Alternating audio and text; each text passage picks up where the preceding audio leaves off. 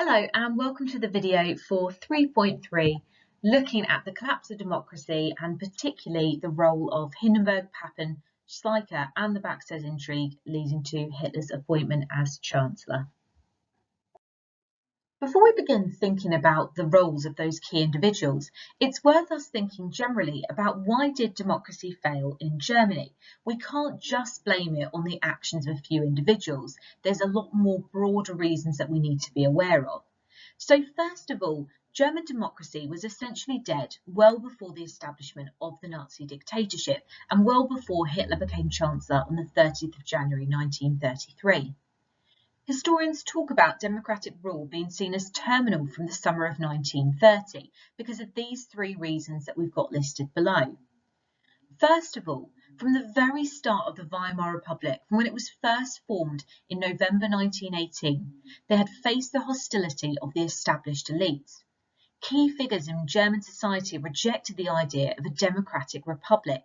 They worked against the interests of Weimar and they hoped for a return of the pre-war imperial situation. And we'll talk about some of those individuals later. Essentially, this is the idea of Germany and the Weimar Republic being a republic without republicans. The fact that the German Revolution of 1918 didn't quite go far enough and lead to fundamental change in German society. The second reason why historians believe democracy failed is because the Republic was troubled by an almost continuous economic crisis that affected all levels of society.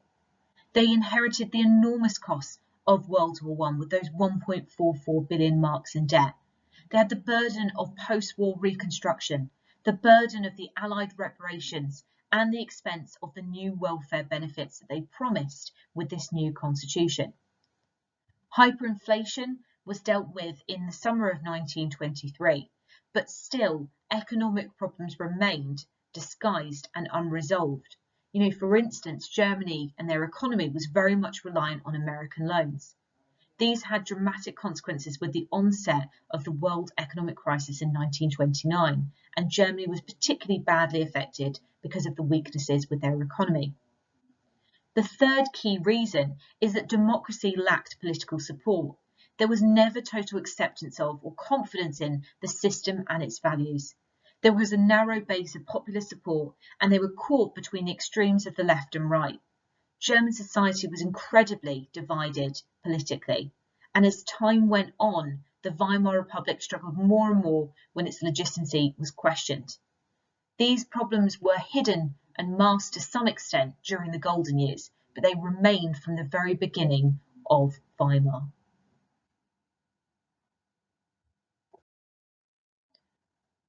Today we're looking at 3.3, so you should have already watched the videos for 3.1 and 3.2, and hopefully you're now comfortable with answering an exam question about the factors or events that led to increasing support for the Nazis. For instance, this example that we've got in red here. This video is looking more specifically at who helped Hitler come to power and this term of the Backstairs Intrigue. So hopefully by the end of the video, you'll feel comfortable answering any of these questions written in blue about the roles of individuals, or they might refer to them in exams as being the conservative elites. In a question about who was responsible for Hitler coming to power, examiners might use the term Backstairs Intrigue, and it's really important that you're comfortable with what this means and its definition. So first of all, let's think about the origin of the term. The term was first used by a very famous Nazi historian called Alan Bullock, and he talked about how Hitler came to power as part of a shoddy political deal with the old gang whom he'd been attacking for months past. He said that Hitler did not seize power, but he was jobbed into the office by a backstairs intrigue.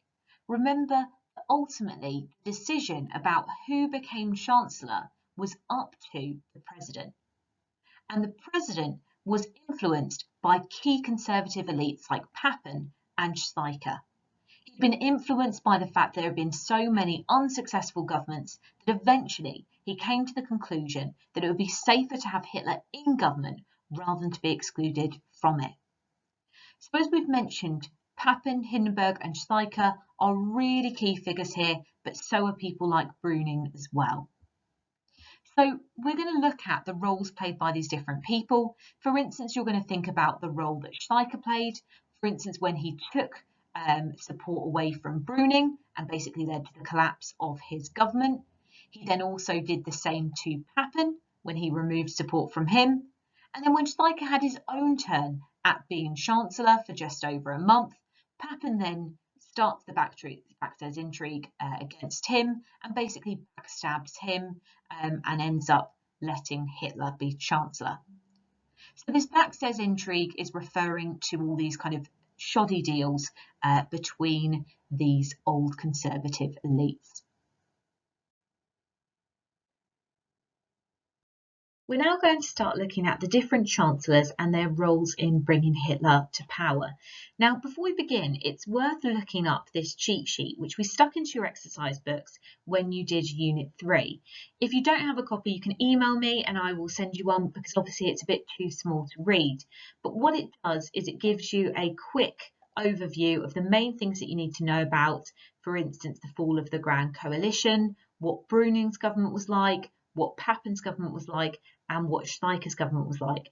Now, I'll mention most of this as we're talking through them, but my focus is mainly going to be on their actions and what they did to cause democracy to fall, rather than just discussing the general events of their chancellorships.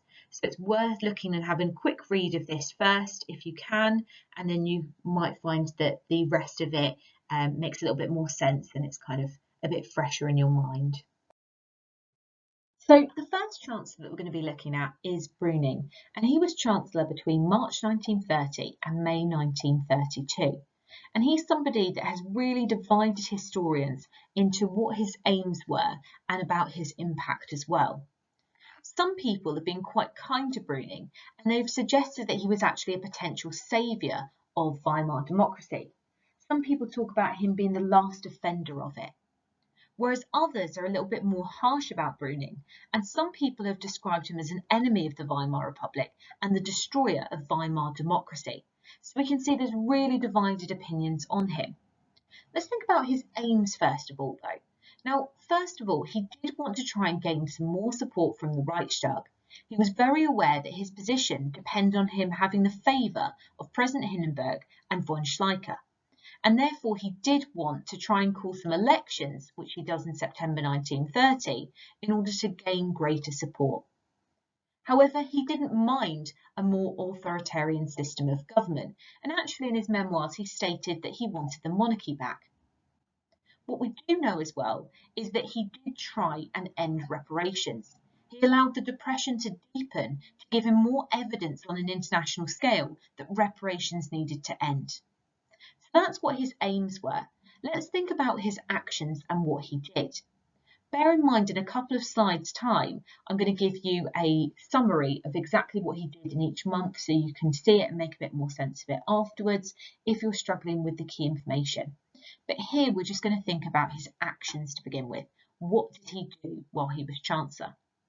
Well, first of all, a few months into being Chancellor in September 1930, there were elections that are held. And these elections are absolutely crucial for the end of Weimar democracy because extremists like the Nazis make major gains in this election. It makes the Reichstag unmanageable after this, and actually the Reichstag doesn't even meet between February and October 1931. Remember, the Nazis went from having 2.6% of the vote in 1928 to about 18.3% in September 1930. With 107 seats. So he does make a very fatal error of calling that election. He's also very famous for being the hunger chancellor. Now, we know the Grand Coalition had ended up breaking up because they couldn't decide on what to do. He ends up deepening the depression by reducing state expenditure. He does things like cutting welfare benefits, reduces the number of civil servants, and therefore, crucially, he lost the support of the people. Some people would argue that those measures were necessary to help Germany, and he did manage to reduce their expenditure by quite a lot. However, this really damaged the reputation of Weimar democracy, and some people argue, was that worth it? He did make some reforms while he was in power, but he ended up upsetting some of the rich elites with things like his reforms for land. We'll talk more about that later. He also did try and stop groups like the Nazis. In December 1931, for instance, he tried to calm the political situation down by banning political uniforms. And in April 1932, he banned the SA outright to try and stop street violence. Some people argue that he had good intentions of trying to make Germany more politically stable. But remember, there are two very different ideas about Brüning. Some people seeing him as a potential saviour that was trying, and some people see him as making some really foolish decisions that led to the destruction of Weimar democracy. So what we're going to think about now is, why did Brüning's government fall? Now, we already know that in order to rule Germany, he needed the support of Hindenburg, and Hindenburg's supporters and closest advisors, people like von Schleicher. Remember that he didn't have a Reichstag majority, and therefore he needed them if he was going to pass any laws at all. Now, in the end, it is actually his actions in trying to stop the Nazis that lead to Brüning's downfall. We know already that he had asked to ban the SA in order to try and stop street violence. However, Schleicher, a very key figure in the Backstairs Intrigue, thought that was a very bad idea. He thought banning the SA would end up provoking a Nazi uprising. So Schleicher betrays Brüning and goes to his close friend Hindenburg and says, I think we should stop Brüning being Chancellor anymore. I think that would be a wise decision. The Nazis are a bit too powerful, they have too much support at the moment to be messing with them and trying to ban groups like the SA. So in the end, Hindenburg refuses to sign a presidential decree for Brüning, which leads to Brüning's resignation. He's essentially forced to by Hindenburg, and there's no point in Brüning remaining as Chancellor if he hasn't got Hindenburg's support. Remember that they can't pass any laws through the Reichstag at this point, so it would be really pointless. So now we've thought about what was going on while Brüning was in charge. We have to think about Brüning's role. So a lot of people have argued that he is responsible for undermining democracy and bringing Hitler to power. Some people see him as the enemy of democracy, as somebody that is responsible for the fall of it. For instance, we could talk about his use of Article 48. At no point when he was Chancellor did he actually manage to pass laws without Article 48. The last time they managed to achieve this was during the Grand Coalition, which had collapsed in March 1930. And after the collapse of that Grand Coalition, they never again passed laws using Article 48. So you could talk about the fact that he undermined democracy even by taking the position of Chancellor, because he never had a majority and he very much knew that. Maybe that's a little bit harsh though, because he did try and call those elections in September 1930, and maybe he was hoping to get a majority at that point. People also argue that he's responsible for undermining democracy because he made Weimar even more unpopular. This is a regime that was already a republic without republicans, and actually his actions to try and deal with the Great Depression might have been wise in some ways, but it shows that he was completely out of touch politically with the mood and feelings of the people. The fact that he felt that he was doing this for the good of Germany and he couldn't understand the impact on those individual people shows that he was a bit out of touch, and essentially he failed to take action to reduce the impact of the slump. Furthermore, those September 1930 elections were absolutely crucial in getting groups like the Nazis lots of support, and the Nazi percentage of the vote went from 2.6% in 1928 to 18% by 1930.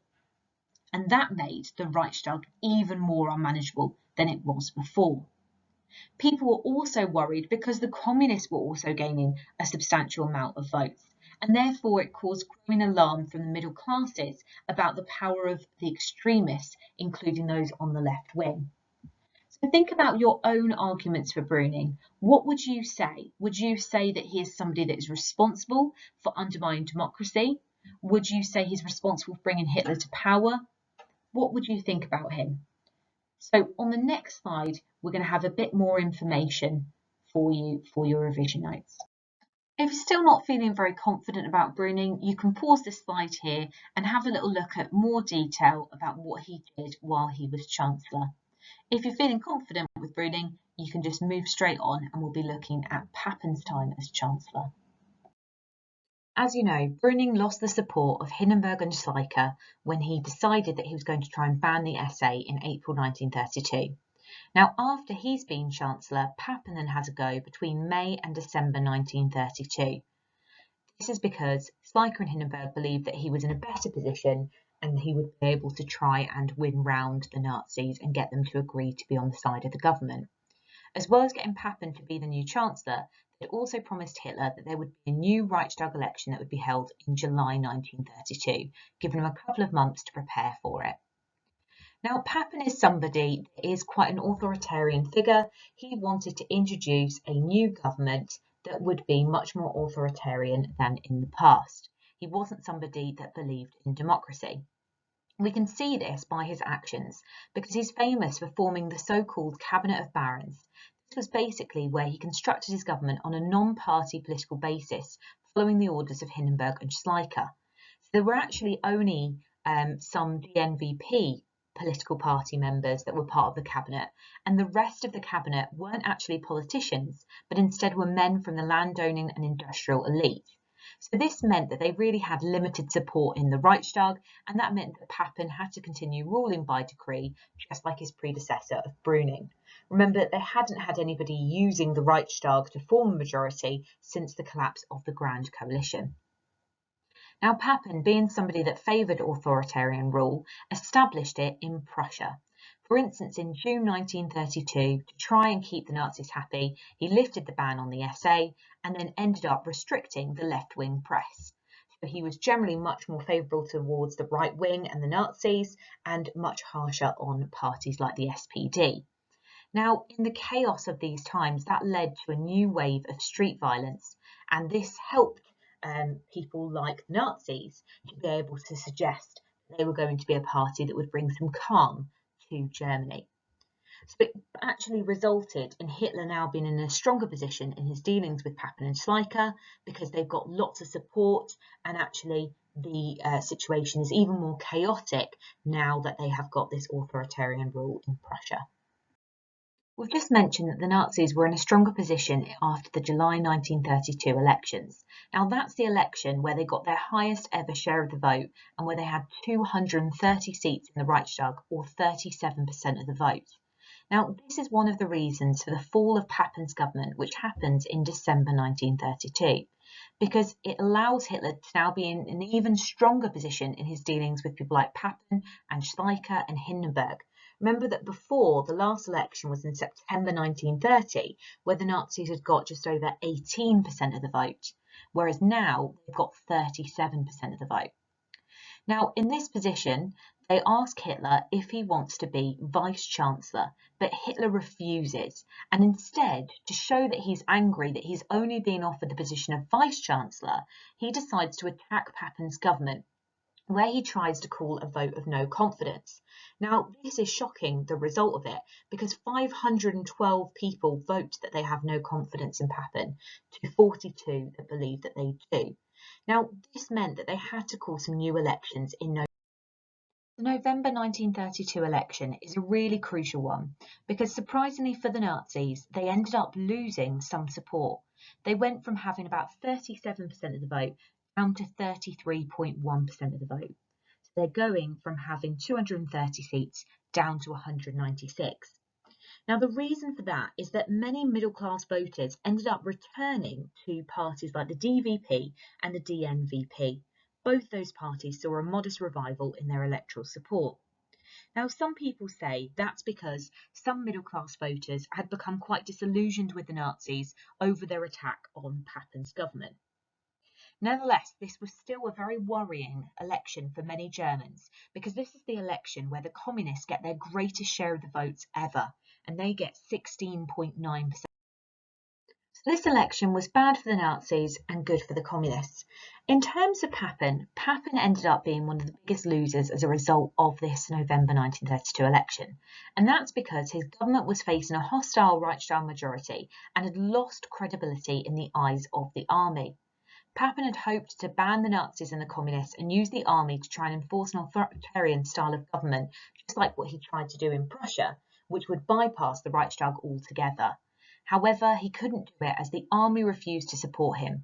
Remember that Schleicher, who had been crucial in backstabbing Brüning, also backstabs Papen here and suggests that he won't support him at all. And therefore, Papen has no choice but to resign.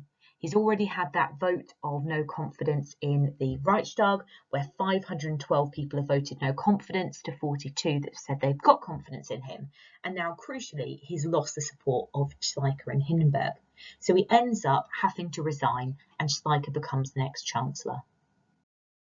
Finally, for Papen, we have to think about how he was responsible for either undermining democracy or bringing Hitler to power. Now, we can see from his actions that him forming the cabinet of barons wasn't going to be very good for the reputation of democracy. The fact that he formed it from the elite of people that had no political experience showed a complete distaste for democracy with that action and gave an impression to the German public that it wasn't important. Now, this is building on years of people's dislike of democracy, and obviously it's not very good for the foundation of democracy in Germany. He also had very little support in the Reichstag and relied on decrees to govern, just like Brüning had done. He also imposed authoritarian rule in Prussia, where he'd expelled SPD members from local government and had done things like putting curbs on the left-wing press as well. So he treated people quite unfairly. He'd also been crucial in seeing the Nazis as useful allies. He believed that he could work with them to try and stay in power. He'd done things like lifting the ban on the SA and also trying to crush other left-wing opposition, which just allowed the Nazis to be in a stronger position and ultimately allowed Hitler to form that deal of no confidence in Papen in the Reichstag. So he tried to do deals with the Nazis, but that ended up backfiring on him anyway. He also then later on, after Schleicher had had a chance to be Chancellor, ended up doing a deal with Hitler where he said that Hitler could be Chancellor and he would be his deputy, Vice-Chancellor. And that then convinced Hindenburg to replace Schleicher with Hitler. So therefore he does have a role while he's Chancellor of undermined democracy, but he also has a direct role in helping Hitler actually become the Chancellor on the 30th of January 1933. He was somebody that had completely not understood the power of Hitler and had thought that he could manipulate him because he had more political experience. And we can see this in the fact that Papen said to a friend, "In 2 months we'll have pushed Hitler into a corner so hard that he'll be squeaking."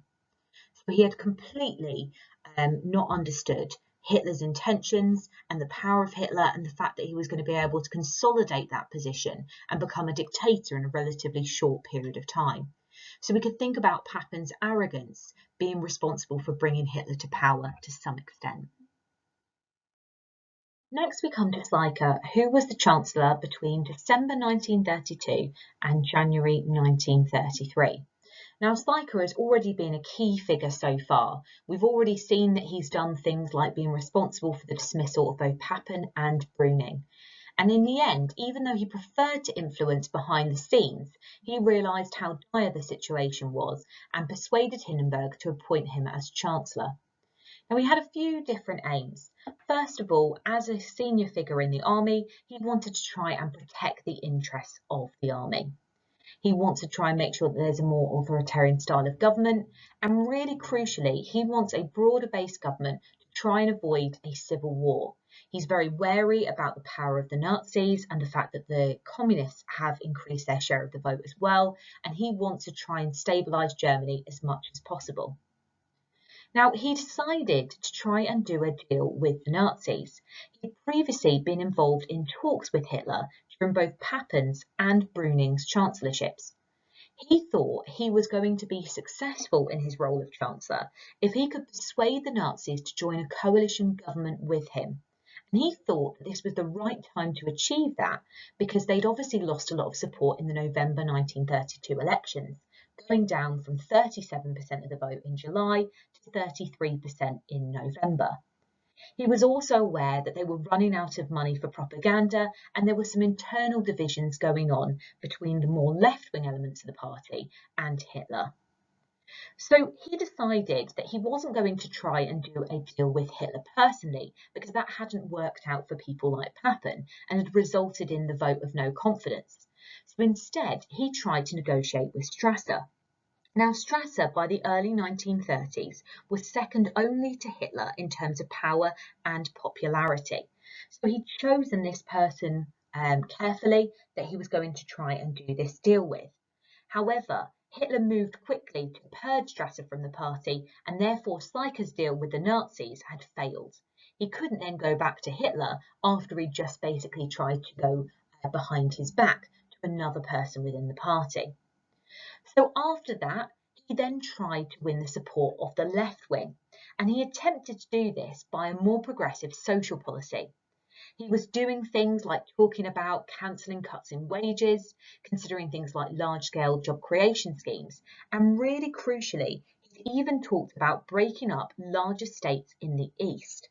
Now that was a really big deal because that's isolating support of the elites, people that are the backbone of Germany. When we think about the Conservatives, this is going to be something that is really going to upset them.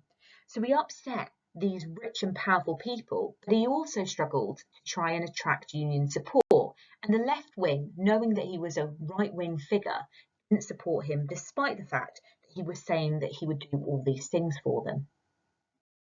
So Schleicher had tried to win the support of both the left wing and the right wing and had failed with both. Now in that position, he decided to ask Hindenburg for dictatorial powers, but Hindenburg refused, and Schleicher, realising that he'd lost the support of his old friend Hindenburg, decided that he had no choice but to resign. Meanwhile, Papen, who had been upset at Schleicher for backstabbing him during his chancellorship, he'd been negotiating with Hitler over forming a new coalition with Hitler as Chancellor and Papen as Vice-Chancellor. So while Schleicher's struggling to win the support of both the right and left wing, there are secret talks that are going on between Papen, Hindenburg and Hitler, which now led to the deal where Hitler becomes Chancellor on the 30th of January. So Schleicher is clearly a very key figure in the rise of the Nazis and Hitler becoming Chancellor, even though he was only Chancellor himself for a very short while. So we have to think about how he was responsible for undermining democracy and bringing Hitler to power. So we think about his long-term actions. First of all, he was responsible for dismissing Papen and Brüning, and the frequently changing chancellors was not good for stability or the reputation of democracy. So obviously this had damaged the reputation of Weimar even further with all these bickering politicians and not having stability and continuity of policy. It also helped create this idea that chancellors were disposable, which obviously then affected him in the future as well. There is an argument for saying that Schleicher was selfish and cared more about himself than others as well. And obviously, he had entered some discussions with Hitler in the past. He had done things like talking to Hitler during Brüning's government and had made the agreement with Hitler to hold the elections in July 1932. And remember that that is the election that allows the Nazis to get that majority, not an overall majority because it's 37%, but it's still the highest share of vote that any party has ever got in the history of Weimar. So allowing Hitler to have that election and not understanding how popular the Nazis would be at that point puts Hitler in a stronger position with his dealings with people like Hindenburg in the future.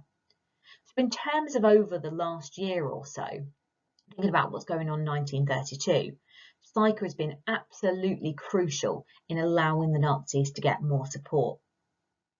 He also allowed Hitler's hold over the Nazis to grow even stronger when he tried to basically do a deal with Strasser and undermine Hitler, which ended up just giving Hitler total control over the Nazi party. And by thinking about von Papen's chancellorship as well, by getting rid of von Papen, he ended up opening the door to Papen's counter-intrigues that saw Hitler into office. If he hadn't upset Papen in that way, Papen might not have convinced Hindenburg that he should actually allow Hitler to become Chancellor and that Papen could manipulate him. So He did resist Hitler's appointment as Chancellor. He didn't want that to happen, but it was too little too late. And you could argue that his actions throughout 1930 and to 1932 had a crucial role in allowing Hitler to take the reins of government in January 1933. As I've just mentioned, Hitler became the Chancellor on the 30th of January 1933, and that's after Hindenburg's advisors came to the conclusion that it would be safer to have Hitler in government rather than be excluded from it, because he caused so many problems during other people's chancellorships. Papen was crucial in convincing Hindenburg that he could control and manipulate Hitler from behind the scenes. They held a meeting on the 4th of January 1933 where they decided that Hitler would head a Nazi nationalist coalition government with Papen as Vice-Chancellor. Now, it's important to know about the strengths and weaknesses of Hitler's position when he becomes a Chancellor in January 1933. Papen and Hindenburg believe that they can control Hitler because he does have some weaknesses at this point. For instance, out of the 12 cabinet posts, the Nazis only have 3, and therefore they believed that it would be very difficult for the Nazis to make fundamental political change. They also believed that it was very easy to sack Hitler at any point because the decision of who became Chancellor still lay with the President, although it would have been very difficult to get rid of him when he had such strong support from the German public. And still crucially, another weakness is that the army was still unsure about Hitler until June 1934, after the Night of the Long Knives. However, Hindenburg and Papen believed that Hitler was in a weak position, but he did actually have quite a lot of strengths of his position in January. Technically, even though he is not the most powerful man, he's still in a very strong position, being the second most powerful man in Germany. Included in the 3 Nazis in the cabinet, we have Frick, who's Minister of the Interior, which means he's responsible for domestic affairs. So even though they only have 3 positions, one of those positions is really crucial. And don't forget, they're still the largest party in the Reichstag. They might have gone down to 33% of the vote in the last elections of November 1932, but they're still the largest party. So all the people that we've looked at so far have played a crucial role in Hitler getting to this point of being Chancellor. If we think about Brüning, Papen and Schleicher, their failures as Chancellor have resulted in Hitler becoming the new Chancellor on the 30th of January. But they're not the only people that are responsible. Another crucial person that is responsible for Hitler becoming Chancellor is Hindenburg. Remember that Hindenburg was one of the only 2 presidents of the Weimar Republic and had become president in 1925 after the death of Ebert. He ultimately was the person that had responsibility for choosing the Chancellor, as he was the head of state. And he was somebody that might have originally worked within the Weimar Constitution when he first became president, but certainly by the time that we get a few years into his presidency, he's very much looking for a more authoritarian system of government after becoming fed up of bickering politicians. So what were his actions? What did he do that ended up allowing Hitler to become Chancellor? Well, first of all, he failed to support Müller's Grand Coalition government in 1930. And when that collapsed, that was the last government that had any kind of majority in the Reichstag. He'd also had a role, obviously, in appointing and dismissing Brüning. He'd had that role in appointing and dismissing Papen. And he had that role in appointing and dismissing Schleicher. So he was a crucial person that might not have been solely responsible, but he certainly had the final say on who became Chancellor and made some potentially very bad decisions. We can see his importance in this quote from the historian Kershaw, who talks about access to Hindenburg being the key to power. He says that few had Hitler as their first choice, but by January 1933, with other options apparently exhausted, most with the big landowners to the fore, were prepared to entertain a Hitler government. Had they opposed it, a Hitler chancellorship would have been inconceivable. And obviously, Hindenburg is one of those people that has decided that it was safer to work with Hitler than continue to work against him. When thinking about Hindenburg, it's also important to think about his inner circle, who clearly influenced him as well. So there's 2 figures that you need to know about who both undoubtedly encouraged Hindenburg to appoint Hitler. They were both conservative nationalists who had little faith in democracy, and their names are Oskar von Hindenburg, who was the son of the president and therefore controlled access to him and had a lot of personal conversations where his ideas were heard by his father. And also we have Otto Meissner as well, who was head of the office for the president, and therefore he was the person that basically organised the talks between people like Papen and Hitler and Hindenburg. So both these people were present at lots of meetings, and both of them had an enormous influence on Hindenburg, who undoubtedly had a role in suggesting that they could control and manipulate Hitler. In an exam question on this topic, you need to be prepared to argue who was most responsible for bringing Hitler to power. For instance, they might name a person like Schleicher, Papen, Brüning, or even Hindenburg. But they could also phrase it in a way in the exam where it talks about the role of the elites. And I just want to make sure that you're all really confident in what that term means.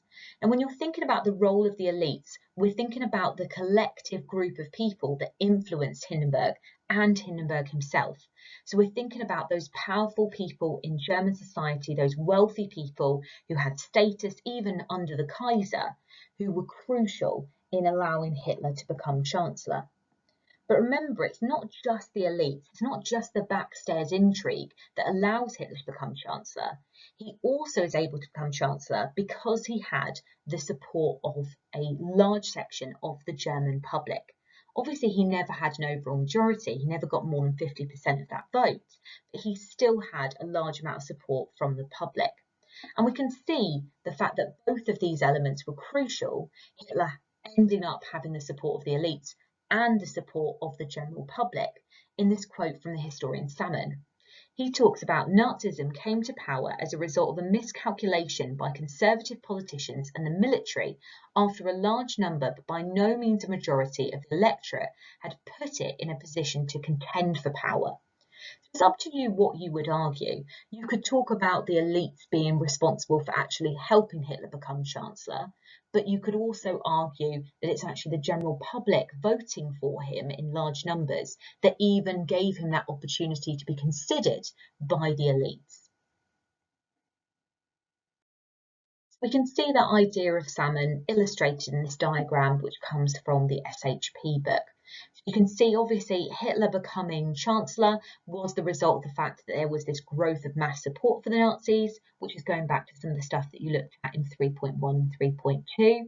But also we can see there's certainly an element here of the elites generally, for instance, people like Papen and Schleicher, but also Hindenburg himself, as well as the fact that Hitler was also able to use his own political skill, the fact that he was somebody that was really secure in his own ambitions, the fact that he refused to be vice-chancellor, and the fact that he had real, self-belief that drove him to the point where he ended up becoming the Chancellor of Germany. So we've now got to the end of this very broad topic about how and why does Hitler end up becoming Chancellor, something that has had an enormous impact on European and world history since that crucial moment on the 30th of January. Now, it's really important that you make sure that you're confident talking generally about the different reasons for the fall of democracy or the reasons why Hitler became Chancellor, because there's a whole variety of exam questions that could come up on this. So it's really important that you're able to talk about the role of individuals and how they were responsible, using videos like this one about Papen and Hindenburg. But it's also really important that you're able to talk about other things from Unit 3 as well. For instance, thinking about Nazi strengths, Hitler's tactics, his personality, his drive, thinking about things like the short-term factors of the Great Depression and about the policies of people like Brüning. But also, it's worth being aware that there's also long-term factors that led to the fall of democracy and the appointment of Hitler as well.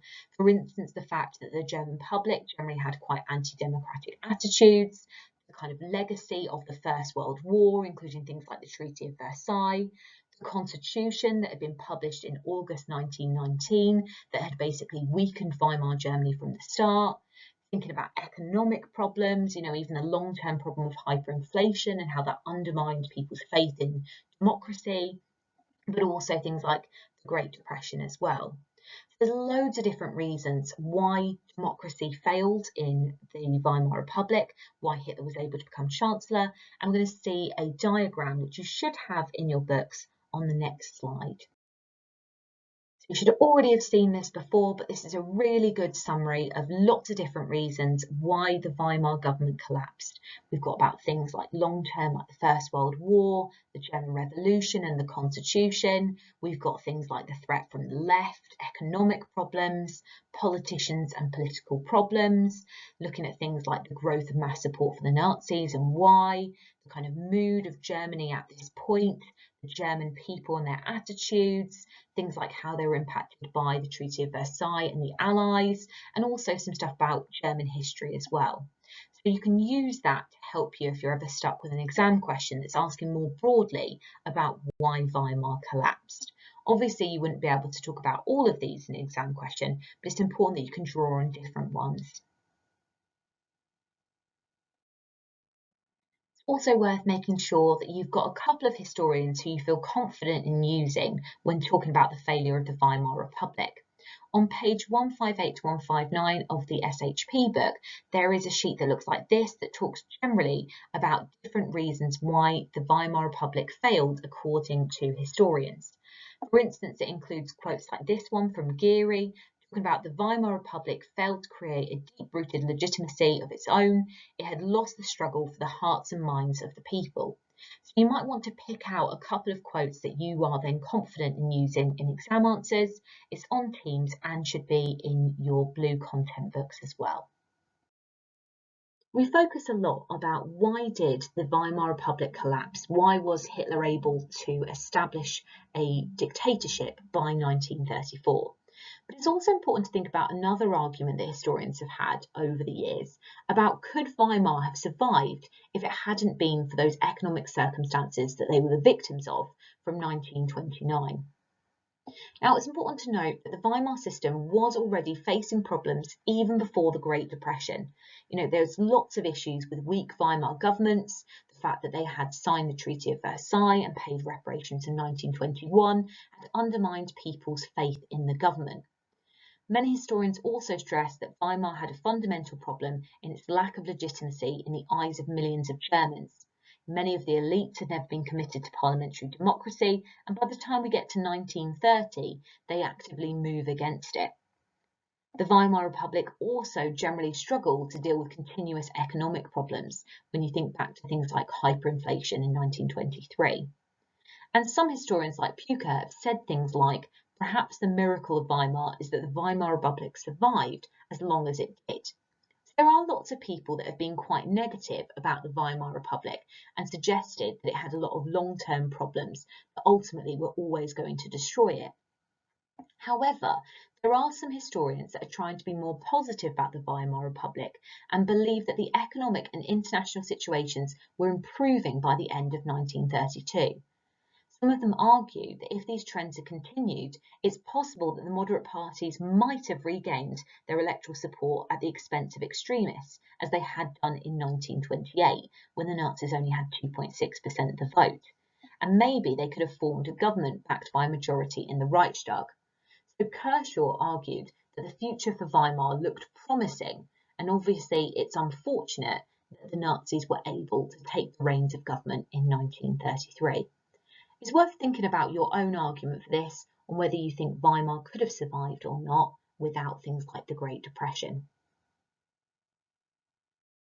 Well done for getting to the end of the video. As always, it's really important that you now consolidate your knowledge by potentially doing some revision for the short answer test on 3.3, or maybe a red pen, black pen activity, or maybe even having a go at planning or writing out an answer to the question that's in blue at the bottom of this slide.